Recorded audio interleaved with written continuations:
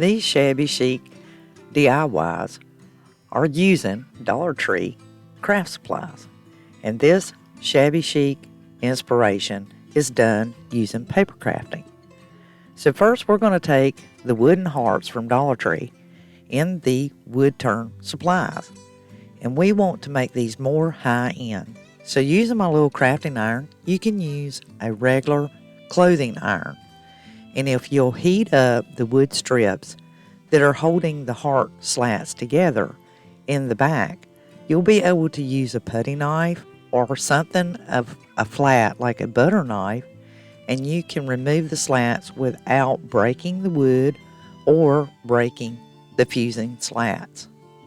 So as you can see here, I heated it up, and I'm able to take my putty knife and slide underneath and unglue it. This will keep the wood intact and minimize any kind of ripping or tearing of these wood pieces because they're very thin. They can shred real easy. And as you take them apart, you're basically going to put them back together. So take your time, and you can put them close together, or you can put some more space in them. But I really like them up close together because they look more high-end, like what we are seeing in the decor. So as I place these together, this one will run horizontal, and there will be a little bit of a difference. And then on the vertical one, same thing, and you will see just a slight difference. And this is because when they separate them and they cut them, they are designed to set apart. So basically take your slats and glue them back on to your pieces in the rear, and this will secure them and hold them in place and keep your heart-shaped form for this particular woodcut. Now I'm using my heavy-duty snips because when you put them together close together, the holding slat in the rear will be a little bit too long and you'll have to trim it off. But if you have a nice pair of sharp scissors, it'll work just as well. And I highly recommend these because these are my cobalts and you can get them at the hardware store. Now I'm showing you the Waverly chalk paint that I use to accomplish this appearance to make this one look very rustic. And using the chippy brush from Dollar Tree as well, I'm using my Rust-Oleum linen white chalk paint. And I'm just, as you can see, not being specific, just hitting it with the chippy brush. And it gives it this beautiful rustic look. So for your rustic heart, it's real simple. I found this sign, Happily Ever After, with the wooden beads at Dollar Tree. And I thought, wow, the wooden beads would look great as the hanger. And I'm just simply going to take and remove those. I have a small flathead screwdriver that works really well in my craft supply arsenal here as my tools. And it's just the right size to put back into the sign to use as the holder for the sign. There are 8 beads on this particular strand, and that worked out even Steven. But we need to secure it in the back, so I used a piece of the crocheted lace, and I'm going to glue it over top of the plastic pieces and press it into place. It's not ever coming off. It's fused to that wood, and that piece of fabric makes it very sturdy. Gluing the small little Happily Ever After sign in the center, and voila. That is all there is to this rustic heart. Truly shabby chic inspired, and this would be beautiful for a wedding as well. So if you know anyone getting married, here you go. Now working on our vertical one, I decided to make it really high end by giving it 4 different colors on each of the slats here. So I'm starting out just doing them one at a time. And if you take your time, the slats are going to work to your advantage. Just use your paintbrush and paint your slats. And I did treat all of these with the wax afterwards to seal them in. Now on this one, to make it more rustic, shabby chic, and almost, you could call this vintage nostalgic or even more of your nautical. look is, if you like. So you could have your nautical heart shape, and you could put about anything on these hearts. They're just beautiful. But if you'll take a little of the nuthatch and some, or honeycomb, and some of the white and put it on your chippy brush, you can blend them on the same brush, control your strokes, and place the dashes exactly where you want it to give your heart a distressed look. And this is an easy application. It's real easy to work with, and there is no such thing as too little or too much. Just apply until you're content with the look that you get, and as you can see, the wood looks naturally distressed, and it's not overdone. And by putting the wax on after this dries, it will give it a smooth surface. So let's move on to making this look very shabby chic inspired rustic heart. And basically get you a wood round and your glue stick. And using some beautiful scrapbook paper, I'm using Paper Studio. It has vintage papers in there. You have different ones that some of them have roses, butterflies, beige, pink, all kinds of vintage color, including the vintage yellow or gold. And you want to make your round circles different sizes. You need approximately 6 pieces to get this look of a rosette. And these are really simple to make and a lot of fun. Super duper stress relieving type of paper craft. So if you're looking for paper craft DIYs, here's your go-to. And basically I'm using a pencil to help me create my form, because this is true craft paper, and this paper stock is stiffer and a higher pound of weight for the paper weight. So paper crafts are magnificently beautiful, and they can really truly make your heart extremely charming. And these are inspired by Pinterest. I saw these rosettes on a heart on Pinterest, and theirs was all white. You could take and print your paper, just black print on white letter paper, and you can do the same thing. You're basically making a round circle of different sizes, 6 different sizes, and then you're going to put the bottom one facing outward, all the rest facing inward. And when you press them around a pencil or a pencil eraser, you're going to get this rosette. And then you can glue those wherever you like, and as many or as few as you desire. I used 9 on this particular heart, and it could have stood more. So gluing those into place once you get them arranged. I did mine kind of a teardrop effect and just stay into that last side, but I wanted to still expose that vintage paint in the background. This helped really bring it home. So pick you some pearls or some of the jewels from Dollar Tree and your tweezers, and glue the pearls in the center of your rosettes. This will make it appear as though there's a bloom in the center of it. And the jewels look really good too. Staying shabby chic, vintage inspired, shabby chic inspired, more rustic look that has a high end to it. I just did 1 pearl in the center of mine. And now I'm going to add some of the crocheted lace from Dollar Tree. And you'll need pieces roughly around 2.5 inches long. You could do them longer if you want.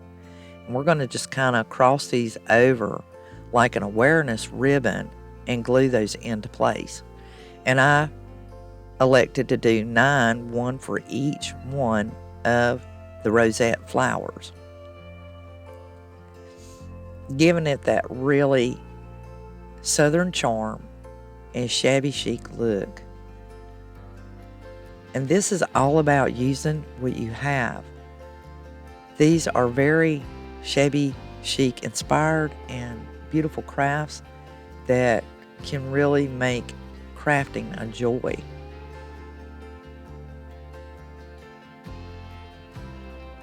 And this looked absolutely adorable by the time you did them all 9. So grabbing my stencil and some of the ballet slip of the Waverly chalk paint, this pink is a very light misty pink, and I used a makeup sponge to apply it. My daughter suggested this. I honestly had made this and had stopped, and I was just hung. I didn't know what to do. I said it needs something more. I just couldn't put my finger on it, but I didn't want to take away from the rustic high-end look using the paper craft and paper crafting my rosette flowers. So she suggested actually using pink on there and doing a stencil, and I thought, oh, there we go. So simple. Sometimes you just need input. I love you guys. You're the best DIYers on YouTube, in my opinion, and I love it when you inspire me and give me your opinion, your comments, and suggestions. They are so helpful. This one I had to reach to my daughter, and it just looks absolutely gorgeous. And it truly gives it that shabby chic look. If you're enjoying this video, give it a thumbs up. I really, really appreciate it. Now, when I put the hanger back on this one, I ran it forward and I tied it so that I could cut off the plastic pieces to give that high-end look. Click that thumbs up if you like the video. It lets me and YouTube know that you enjoyed it, and they'll show you more of the like. And voila, this is it for her. That's simple, easy make. You can do these in just a short period of time. Project number 3, using Crayola air dry clay and these cookie cutters that I got from Walmart. They're different sizes. I've had them for 2 or 3 years, but you can still buy them. And you'll need a small ball of the air dry clay. You can get your air dry clay from Walmart, or you can buy the air dry clay at Dollar Tree. And just knead it really well. Make sure you put the cover back on it and place it, because it needs to stay moist. If it dries out, it's no good to you. It just turns to powder. And it's hard as cement when it dries. So we're going to press this out, and using our little mini rolling pins, we can roll this. And if you don't have a mini wooden rolling pin, but you have maybe a dowel or something, and just cover it with some wax paper and roll the dowel on there. You don't even have to cover it with wax paper, because the air dry clay needs to be smooth. And you'll understand more as we go along. So stick around, because I got something more to show to you on this one that you'll truly love. Now, when you roll it out, it keeps it smooth, and that's the idea with using Crayola air dry clay, is it needs to be smooth. You don't want the cracks in the rolls, and do it about 1/4 of an inch thick. You can do them thicker if you like. There's no rule. And I'm just selecting the smaller heart, because my original idea was to make small little charms to hang about, or to put on a bag, or even make you a Valentine's tree. But I do something more with this, and I think you're going to enjoy the idea, because your inspiration will light up your mind, and your creativity will be sky's the limit. And I did around 16 of these little hearts with that same pile that I had originally got out of my Crayola air dry clay bucket. And taking a skew, I'm just piercing a small hole. If you roll it around, that will push your clay outward and create you the small hole that you need without disturbing the smoothness of your hearts. And you're going to lay these aside and let them dry. You can let them dry overnight, and using these stamps from Dollar Tree, I tried a couple of them, but I'm telling you so that you don't make the same mistake. I didn't get my hearts completely flat. Once I cut them out, I had picked them up, and I should have went back and made sure that I pressed them down flat. So I grabbed my favorite stamp, which is my dandelion stamp, and my blue ink. And this is the inspiration I spoke about. Talking about shabby chic and very vintage, you can actually make your clay hearts look like you've tooled them, or there's tooling on them. And this is an easy way to stamp clay and you want to do it without putting any kind of sealer on your clay. So while it's dry, it's going to absorb that ink really fast, and it dries really fast. And therefore, if you've got some kind of sealer on it, you're not going to get the same effect. But it soaks right into the clay. And don't get them too rolly. You want to make sure you flatten them out once you cut them with your cookie cutter so that you can get that stamp on there. I actually broke a couple, and that's why I'm telling you. So using the little pre-ink stamps from Dollar Tree that are Valentine's, I did put a little bit of pink on them. I did the truck, and I did Happy Valentine's Day. The rest of them I decided to do this tooling effect. And they are just so shabby chic and so gorgeous. So I ran some white cotton twine through a few of them. And this inspired me and gave me another idea that I know you're going to love. So here I go. I've decided, okay, I'm going to ravel out the cotton on the ends, and I can make these like ornaments. But then I decided to string them together on a single strand. And this is where the shabby chic inspiration really rolled out. And I placed 5 or 6 on a strand together. And I grabbed all of my ribbon and my lace. And any excuse I could come up with, this was a perfect one to use my beautiful ribbons and lace on a spool. And I got some of these from Dollar Tree and some of them from Hobby Lobby. But any kind of leftover ribbon, strands, or lace that you may have, maybe you have an old pillowcase or bedding or something, a dolly that's gotten roughed or stained. And this is another way to truly give you some shabby chic inspiration. Take all those leftover pieces and tie them on to your little air dry clay charms, and you can make any shape or size. Once you tie all your ribbons and lace on there, it is just lovely, very shabby chic. And I decided to lay them out, and one of them, the pink ribbon, was kind of long. So I decided, I need to tie a knot in it. That will really bring it home. And once I did that, the others looked better stretched out versus being tied. So I cut the little pink ribbon down just a bit and made it blend in with closer to the length. And you talking about lovely just laying around. This is truly shabby chic all the way. And these items can be used year-round for your decor, and very charming, beautiful little gift that you can make. And these would even look lovely for a wedding and give you some inspiration and ideas to make your treasure jars. And we'll be doing some treasure jars, but you could place these inside of your treasure jar or your clutch. They'd look gorgeous, just laying around. If you enjoyed this, make sure to click the save, the plus sign underneath the video, and save this to your playlist, and that way you can make it pretty quick. So I have you a free printable here of 3 different Cupids that are PNG. You can use as cut file, or you could print them off on your printer.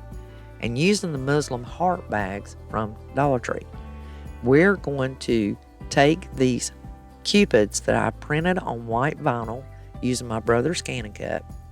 And these 3 Cupids, you will find the link in the description box down below for your free printable.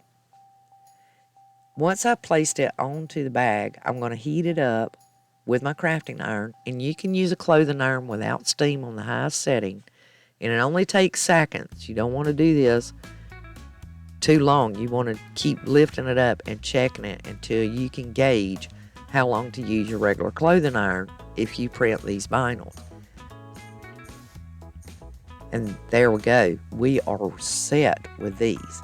Now the arrow, the little bow broke. It was so thin. So I used my white paint marker and drew it on there and then heat set it. So we are going to make these into scrapbooking and junk journal pouches. And this little picks, the cupcake picks, they're wooden hearts. and they come right off of these little picks. And I love them. They had gold, red, and pink in the packet. There's 20 of them. As you can see, by wiggling them, you can pull them off or use your needle nose pliers, give them a little twist, and they'll pop right out. And you have a hole all the way through.